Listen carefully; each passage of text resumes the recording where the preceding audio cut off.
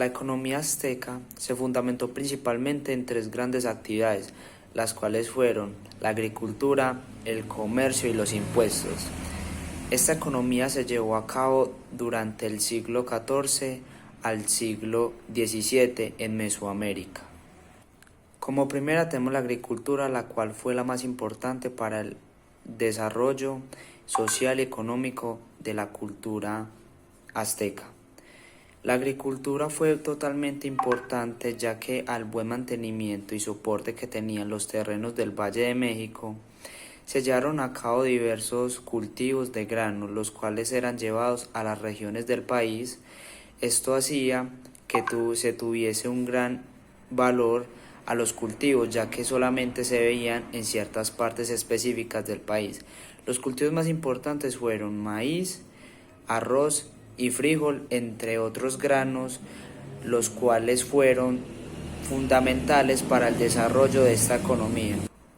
Como segunda tenemos el comercio. Esta actividad se hizo porque se vio como necesidad, ya que al tener una población tan grande de 1.500.000 habitantes, los aztecas se vieron obligados a retomar otras actividades para que los habitantes no tuvieran un desempleo tan grande, por lo cual se hicieron plazas de mercado en las cuales se revendían o se intercambiaban productos, joyas por alimentos o alimentos por joyas, para la sostenibilidad de la ciudadanía en ese entonces. Y como por último tenemos los impuestos, los cuales fueron atribuidos para el sostenimiento del imperio azteca, ya que como sabemos fue un imperio demasiado importante. Eran atributos que se le hacía pagar a la ciudadanía cada mes. Habían gobernantes del imperio que iban ciudad por ciudad llevando registros de quienes no lo hacían y quienes lo hacían. Quienes superaban 3 veces sin pagar eran ejecutados. Cultura azteca.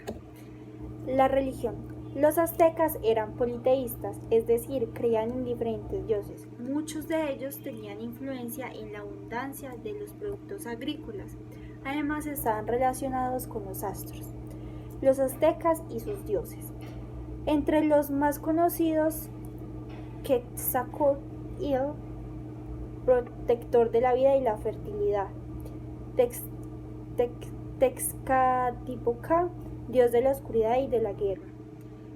Huitzilopochtli, dios del sol, y Tlatoani, dios de la lluvia. Huitzilopochtli, que era el dios del poder y de la guerra, tenían como símbolo una serpiente.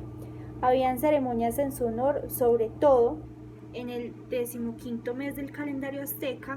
Durante la celebración del sacerdote solía traspasar con una flecha un compuesto sólido preparado con sangre de las personas sacrificadas en honor de los dioses. Tezcatlipoca se representaba con un espejo en el que se reflejaban los hechos del futuro. Por este motivo, esta deidad se asoció muy pronto al dios futuro y del destino. Su celebración tenía lugar en el 5º mes de Quetzalcóatl, conocido por los colonizadores como la serpiente emplumada. Era el protector de las artes y de la civilización. Era también el dios de los toltecas, y sus enseñanzas fueron recogidas en volúmenes llamados Cuenjuclatolí, que se solían transmitir oralmente. Fueron los españoles quienes por primera vez pusieron en escrito estos relatos. Tlaloc, dios de la lluvia y del agua, vivía en el mundo paralelo, una especie de paraíso llamado Tlalocan, donde había todos los difuntos muertos por la causa del agua, como los que ahogaron a los fulminados por un rayo. Los aztecas sacrificaban en su honor mujeres, niños, mientras que los campesinos se veneraban con maíz y pulque. Esta es una imagen de la cultura azteca y cómo escribían sus jeroglíficos. Esta es su antigua vestimenta de la cultura azteca. podemos ver que se vestían con plumas de los mismos animales que habitaban en sus tierras. Y estas son las estatuas o esculturas que están en los museos como estas. La organización social de los aztecas. Comunidades que en la sociedad azteca presentaban relaciones familiares, religiosas y territoriales se llamaban calpullis y constituían una parte fundamental del sistema jerárquico. A pesar de todo, en cada calpulli se encontraban diferentes clases sociales, ya que existía una jerarquía que veía en lugar la nobleza a la que pertenecían los sacerdotes, los gobernantes y los jefes militares.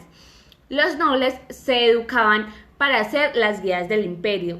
Después de la nobleza había el pueblo formado por los comerciantes, la gente común y los campesinos. Sin embargo, los comerciantes gozaban de gran respeto, ya que además de poseer tierras y un tribunal personal, en muchas ocasiones eran espías del emperador en otros territorios del reino.